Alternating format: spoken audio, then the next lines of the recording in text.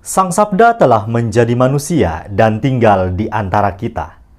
Para sahabat Sabda Hidup yang terkasih, berjumpa kembali bersama saya, Frater Jimmy, dalam permenungan hari ini. Permenungan kita akan diambil dari Injil Matius bab 7 ayat 21, dilanjutkan ayat 24 sampai ayat yang ke-27. Mari kita mempersiapkan hati dan pikiran kita untuk mendengarkan dan merenungkan sabda Tuhan. Dalam nama Bapa dan Putra dan Roh Kudus. Amin. Semoga Tuhan beserta kita sekarang dan selama-lamanya. Inilah Injil suci menurut Matius. Dimuliakanlah Tuhan.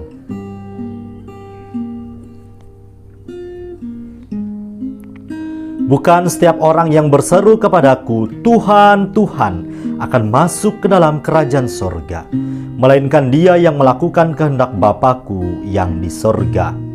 Setiap orang yang mendengar perkataanku ini dan melakukannya, ia sama dengan orang yang bijaksana yang mendirikan rumahnya di atas batu. Kemudian turunlah hujan dan datanglah banjir, lalu angin melanda rumah itu, tetapi rumah itu tidak rubuh sebab didirikan di atas batu. Tetapi setiap orang yang mendengar perkataanku ini dan tidak melakukannya, ia sama dengan orang yang bodoh yang mendirikan rumahnya di atas pasir.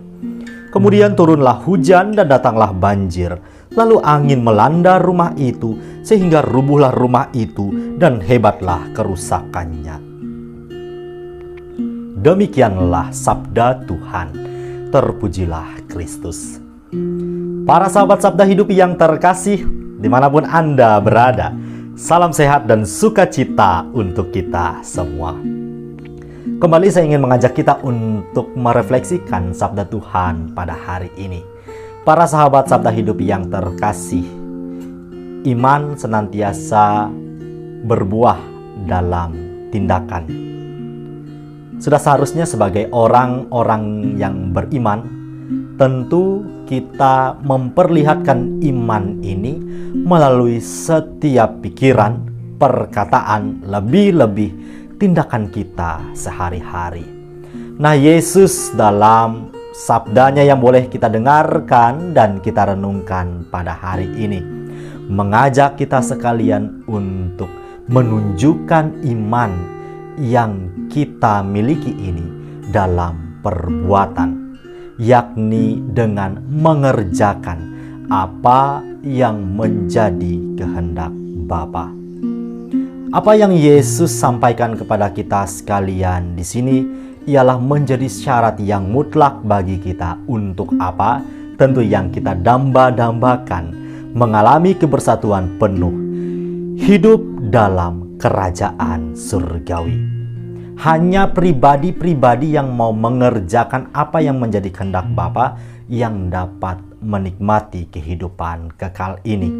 Maka para sahabat Sabda Hidup yang terkasih, Yesus memberikan perumpamaan yang sangat indah dalam bacaan Injil yang kita dengarkan tadi. Orang yang mendengarkan perkataannya, orang yang mendengarkan firman-Nya adalah orang-orang yang bijaksana, yang bagaikan mendirikan rumah di atas dasar batu. Sehingga ketika datang angin badai yang menghantam, rumahnya tetap berdiri kokoh, tidak hancur. Selebihnya orang-orang yang juga mendengarkan firman Tuhan namun mengabaikannya, tidak melaksanakan apa yang dikehendaki oleh Tuhan dalam firman-Nya ini, mereka itu adalah kumpulan orang-orang bodoh, sebagaimana yang disebutkan dalam bacaan Injil tadi. Mereka laksana orang-orang yang mendirikan rumah di atas pasir, sehingga ketika badai datang, angin menerjang, rubuhlah rumah yang dibangun itu, dan betapa parah kerusakannya. Nah, mari kita menelisik lebih jauh ke dalam hati kita. Kira-kira kita masuk golongan yang mana?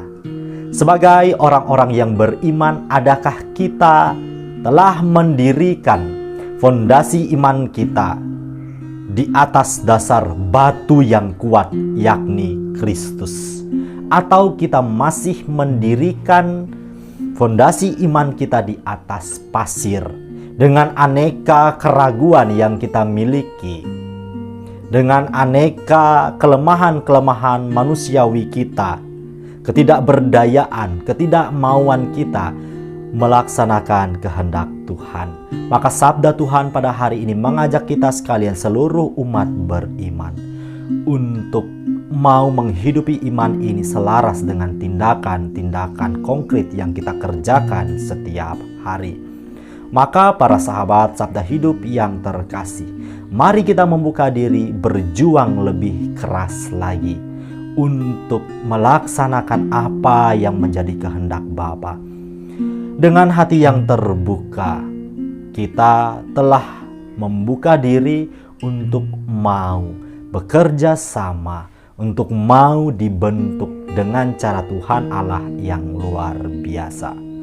Sebaliknya, apabila kita masih sering menutup diri, enggan mendengarkan apa yang menjadi perintah Tuhan, kita masih mengandalkan kemampuan manusiawi kita, ingatlah besok atau lusa akan ada saatnya di mana kita tidak berdaya.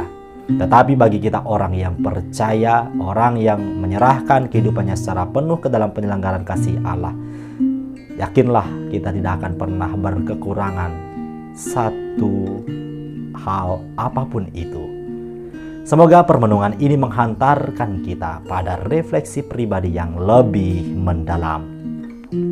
Semoga Allah yang Maha Kuasa memberkati kita, melindungi kita terhadap dosa, dan menghantar kita ke hidup yang kekal. Amin. Dalam nama Bapa dan Putra dan Roh Kudus. Amin.